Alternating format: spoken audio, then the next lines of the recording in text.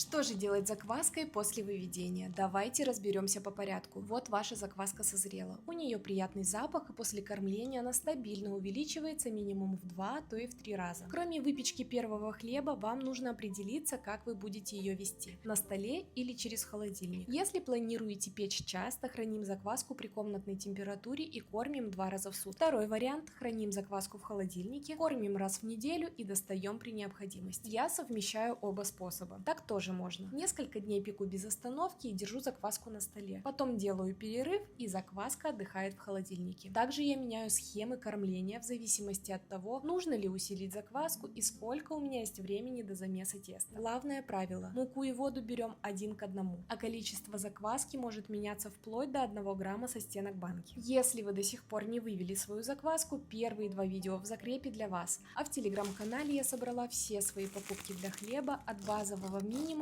до роскошного максимума.